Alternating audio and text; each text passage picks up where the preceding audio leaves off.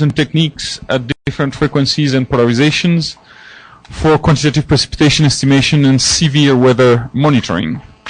Good morning. I am presenting this talk on behalf of the other co-authors who are Chandra and an Italian colleague, now also PhD student at CSU, but he also has a position with ARPA Piemonte, which is a regional weather service in the northwest of Italy. This talk will be about radar. In Chuda, it is expected that we are going to use operational weather radar data mostly collected at S-band, while for target experiments we like single instruments, but there are a lot of difference between different kind of radars in terms of first of all frequency, then some acquisition parameters, transmitters, receivers, polarization, and so on. Which kind of radar is better for your experiment? Depends, or for your operational weather radar network, depends on a lot of considerations based on physics, on climatology, and also on some cost and benefits analysis. So this is, for example, one of the most important aspects concerning the frequency. There are radars ranging from the market of radars ranges from S-band to Ka, Ku band, but for as far as rain and in general precipitation monitoring observation, the most used are those at S, C, and X. All of them have specific advantages and also some limitations. So typically, a radar system provides several parameters, among which the main one is the radar reflectivity or reflectivity factor, which is the sixth moment of DSD.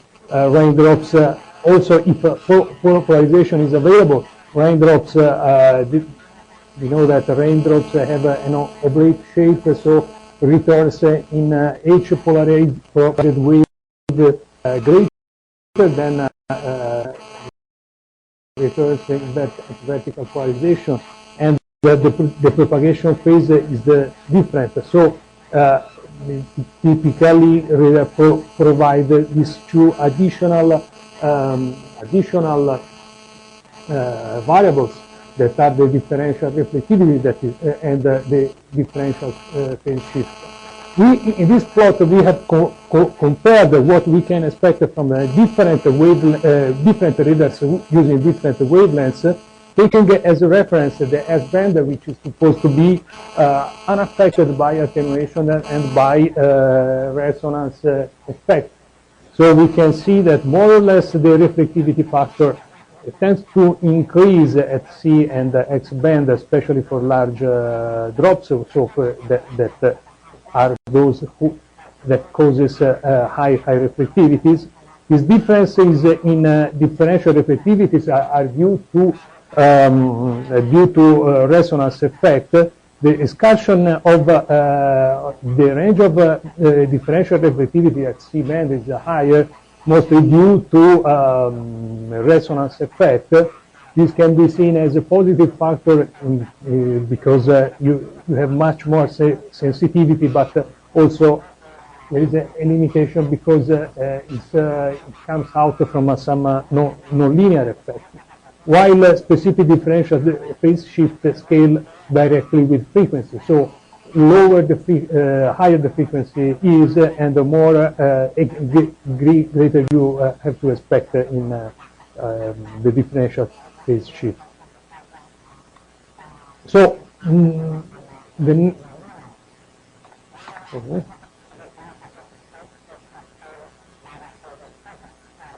Page 9. So, too much. So, from the point of view of measurements, there are advantages and disadvantages. The main difference is the attenuation. S-band is considered to be immune from attenuation, but C-band and X-band S-band radars are more affected by attenuation for and the choice of polarization, that is something that will be shown before in the following. Some effect of an apparent score line close to Rome collected by the radar research C-band dual polarization radar in Rome. We can see this kind of alignment, mostly or apparent. This is not clear because you have some attenuation behind this kind of well-organized system create a sort of screening, so you never know exactly what is behind.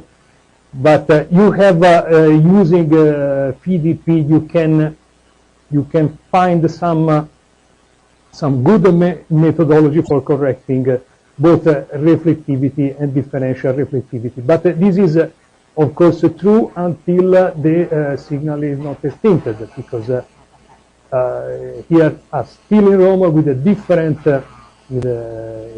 case, but still organized according to apparent score line. As the storm move in the direction of the radar, you will have a ray in which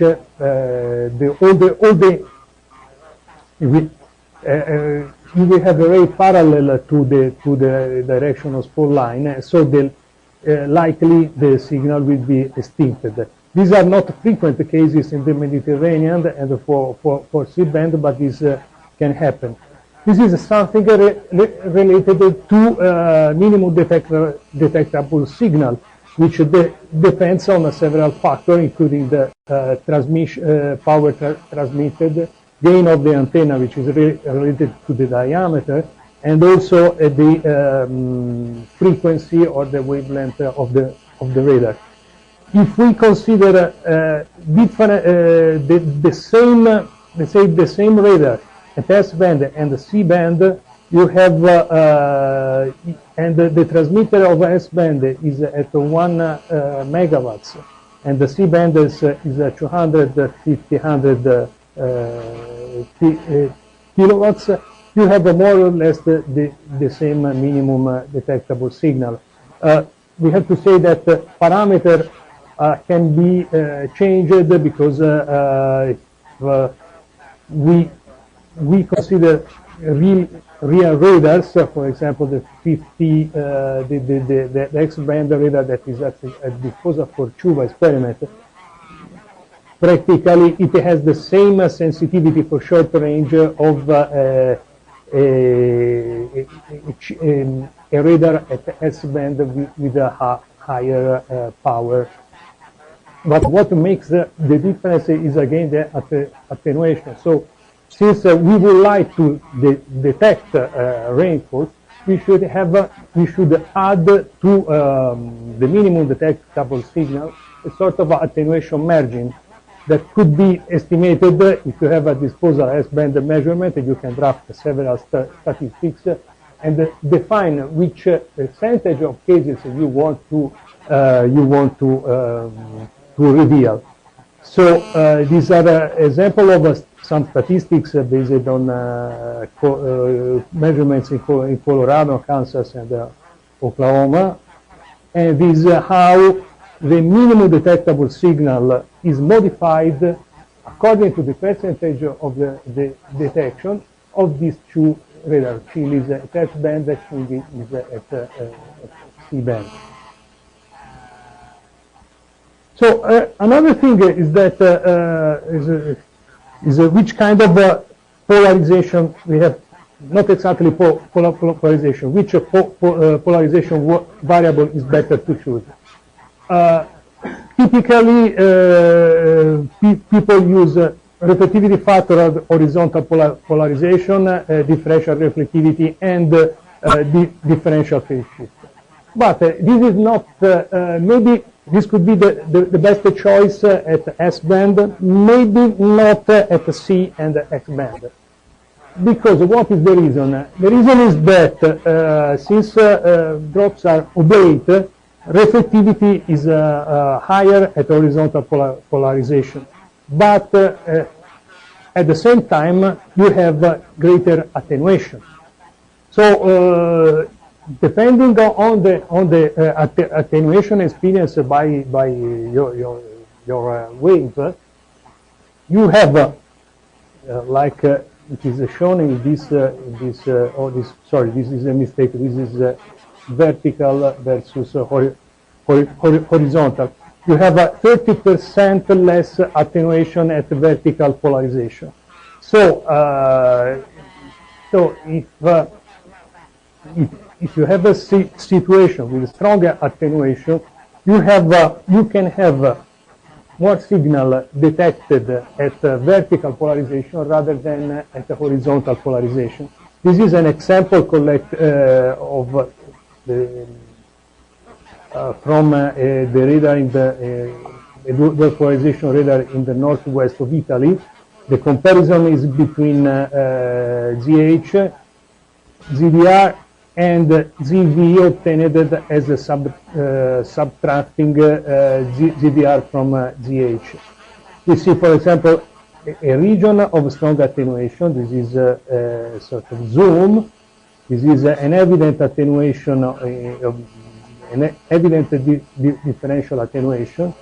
And you see the difference between these two, this is GH and this is ZV.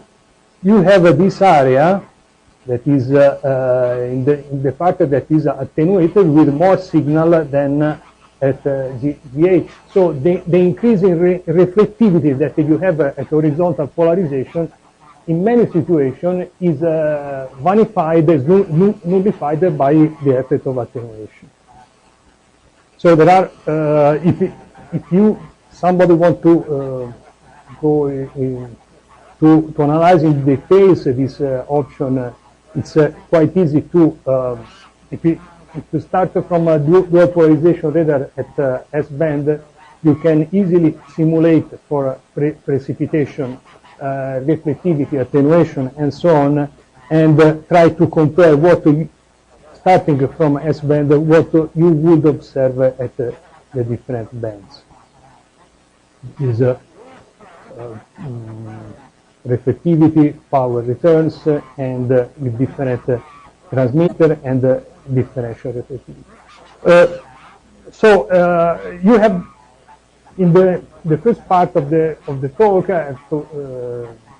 I've mentioned several differences between different bands concerning reflectivity, power measurements, and differential phase shift.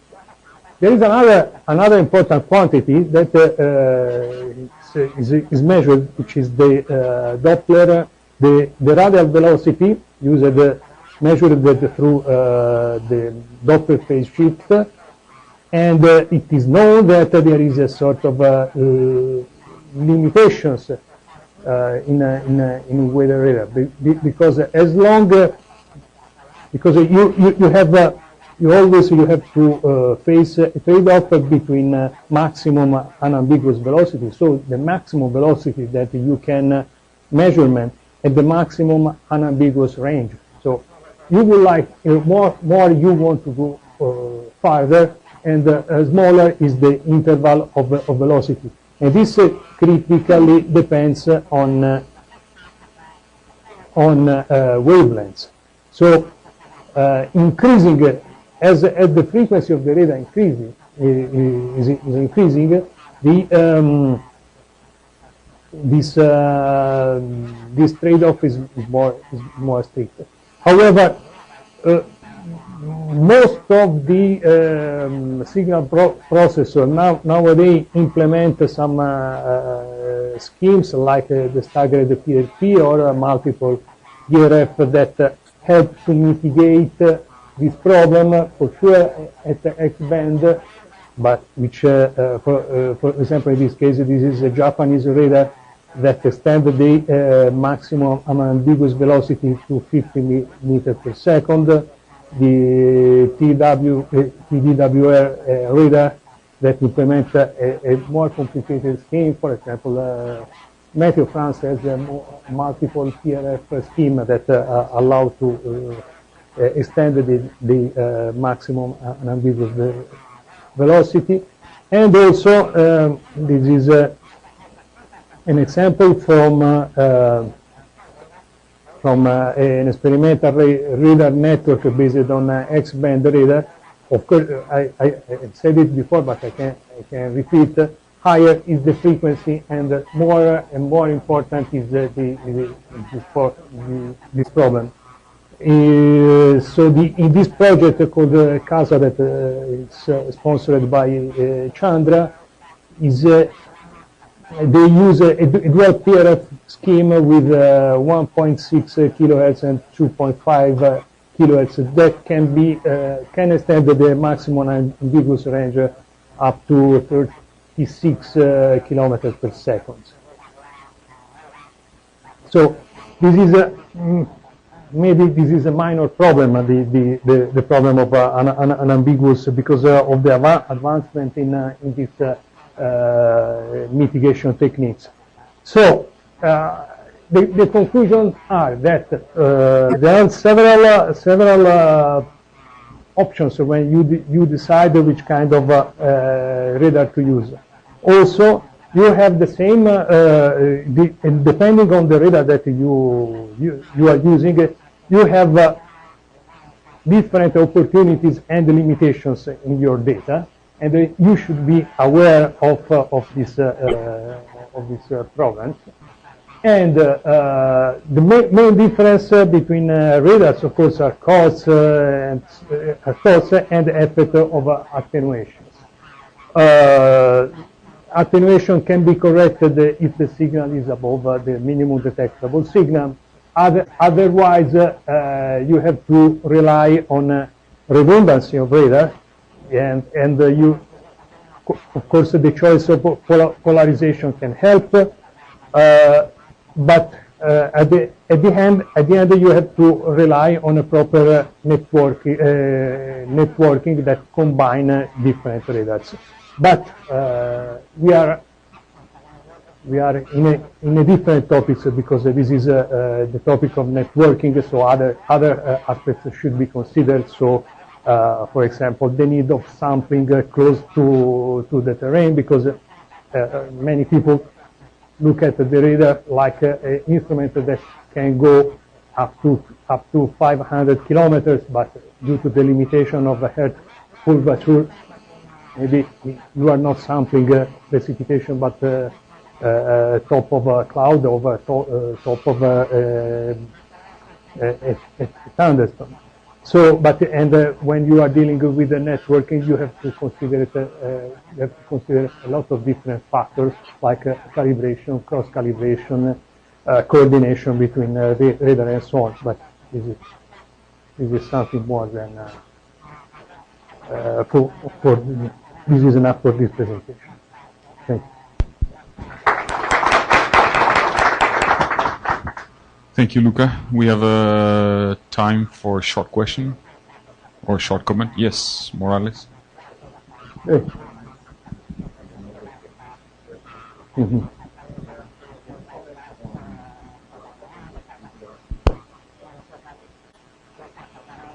When you have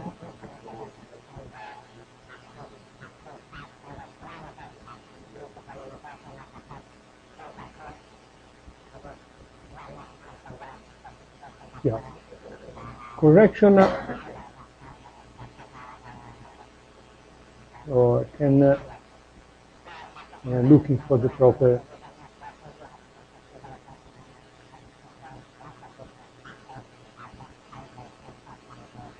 this is what when due to attenuation ZDR become negative, so it has no physical meaning, because if you are considering, if you are sampling rain, because you can have a negative ZDR. But you can, on the other hand, you can. There are some people that have proposed to use ZDR. The behavior of ZDR in attenuation also has a constraint for the. For example, if you have a convective cells, beyond the cells you expect light precipitation, and you expect zero ZDR, and this can be considered as a constraint for your attenuation correction technique.